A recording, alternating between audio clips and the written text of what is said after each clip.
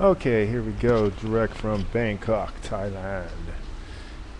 I'm going to get into the topic now that a lot of people have wanted to hear about and to basically probably get in an uproar about, and that is what is my idea or what are my experiences with various types of foreign language learning, because that's what everybody wants to use on the YT. They want to say foreign language learning as opposed to just language learning, meaning that they're concentrating from an L1, their native, their maternal language, and then trying to learn something else. Well, I'm going to talk about the paradigm that everybody is using on YouTube, and everybody seemingly doesn't know anymore than this, and they're going to get very defensive as usual. And then I'm going to talk about some other parts. This is once again a very broad field, and basically I'm going to cover it in segments. This part is going to be a sort of an overview, if you will. Now, all right. So, what do we find from the people who are promoting language learning on YT? Well, we basically find everybody is promoting a left brain, a left hemispheric type of learning. And what does that mean? Well, that means that they're relying on actually script. So not one of these people on here is using any method other than using translation. They base everything off of translation, whether they want to overtly admit it or whether they can admit it or not. And with their ego defenses, they're basing everything. They all need dictionaries. They all need the sources that have already worked out what the grammar is, the syntax. Whether they want to say that they're grammar or translation based, that's further down the road. But what they're doing basically is they're working from a left brain approach. Now, no one learns for their first, no one acquires the first things. L1 is never acquired in this way. The script, the translation method, you don't have anything else to translate into. You have to figure meaning out. Now, if we get into meaning, we're going to get into some discrepancies, especially with Kaufman, one of the polyglot linguophiles, who babbles Stephen Krashen's name quite a bit, but doesn't seem to understand that the natural approach that Krashen and Terrell promoted utilize a lot of right brain aspects, and Kaufman does not use any right brain. Neither he nor Moses McCormick nor anybody else that I've looked at uses any sort of right brain. They use left brain, which is antagonistic. There's a download. If we're going to use a computer model, there's a download rate that you can handle. There's an overload. I was going to use. I'm traveling, so I'm not in my usual area. I don't have a whiteboard. I was going to show you the Wernicke Center, the Broca Center. Yes, this stuff is, you have to understand part of the mental functioning to understand what's going on.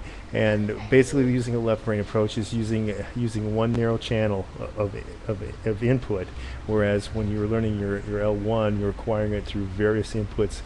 Some people in education want to call this whole brain learning or syncing with the right brain. There's a lot of right brain activities. The fact here, though, it's too huge for me I cannot do justice to this topic in a short period of time. I can just give, like I said, an overview. And what I want to focus on right now is that everybody on the YT is only looking at a left brain approach, and they're using, as I said, a translation approach regardless. That's why they can't handle undocumented languages, because they don't have scripts, they don't have dictionaries, they don't have things written out that they can refer to so that they can use their L1. They're jumping back between the L2. L2 refers here to anything other than your L1, whether it be your L400. The L1 is what they're basing all their learning off of. They're shooting back and forth, and a lot of people are using different methods. They're saying, "Oh, I have my method that I'm selling here on this. I have my method where I'm selling, or what's his face is selling his help for the Teach Yourself books, which are just completely 100% based off of a translation method. We're using a script method. The people who are trying to understand FSI, but they don't understand FSI or the DLI models because they weren't there, they didn't go to those schools. And yes, those are used as a heavily with your doing translation, but that's not the only type of thing that you're using. Now let's shoot back again to Krashen. Krashen was talking about comprehensible input. Input does not mean just getting things in. It means it has to be meaningful to you. And what does that meaning mean? To be semantic there.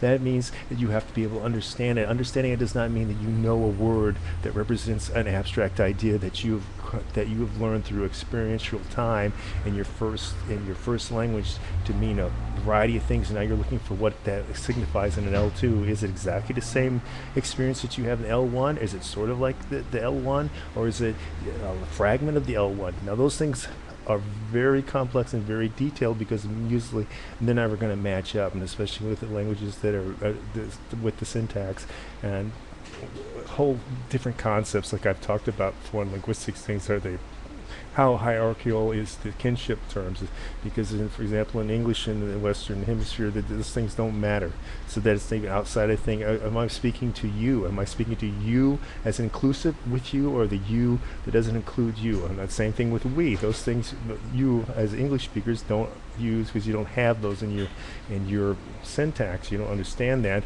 so I don't have the time to go through a course here for you to understand, the dual, even the dual or the plural, inclusive or exclusive. You don't understand those things, but those exist in the languages, and those are part of the experiential background of those speakers as their L1. Now, the closer your L1 is to L2, then it's much easier. And I hear a lot of people saying, well, it'll take this much time to learn the FSI graded scales of is it category 1, 2, 3? They all have to do with how close it is culturally also, not just with the syntax, with the English speakers.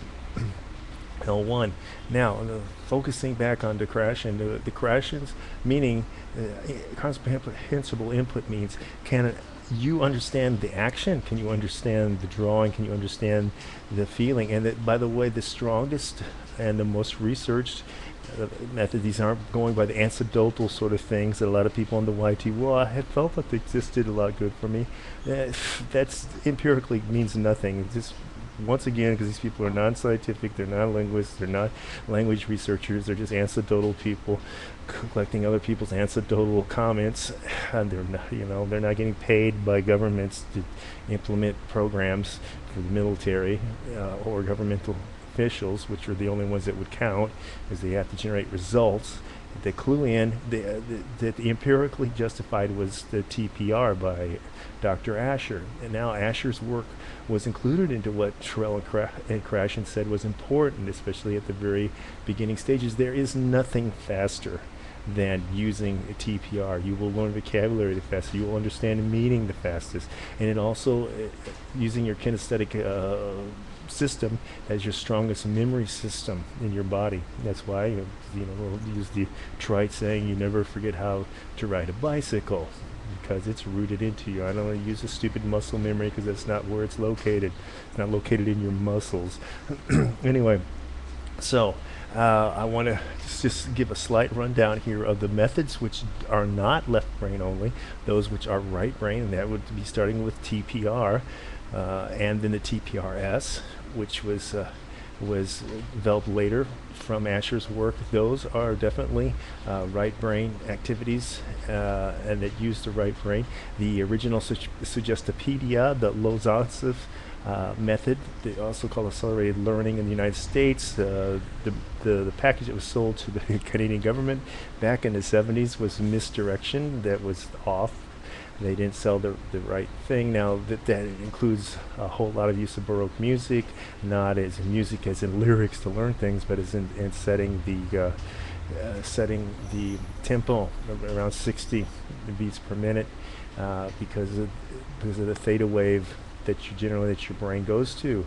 There's a lot of importance to that aspect. So okay, we've got the TPR, we've got Suggestopedia, the Lozanov learning method. There's also ALG, automatic language growth, which was originated by Brown, and that David Long here in Bangkok uses for one program.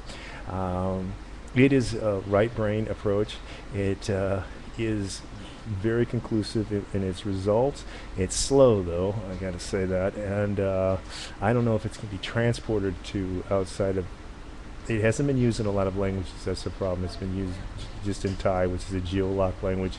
It doesn't have much economic power in the world, so it's not much chance of it spreading, then okay. So and then just as a prime example of a place that uses not a left brain approach and gets a gigantic results is the La Légion étrangère, the French Foreign Legion, where everyone has to learn how to speak French, and they do this within about 6 months with the volunteers, as they're called, and that is through an entire approach that's more like your first language acquisition than you can imagine, and it works. Or you're not in the Légion étrangère, you're gone. So anyway, so this is just a sort of a beginning overview. I will go in more detail in the future, but I just want everyone to realize that when people have been calling, their foreign language learning, you've been using one paradigm. Time to break that paradigm, shift that paradigm, because what's here on YT is only a left brain scripted translation based approach. Okay, so until next time, take care.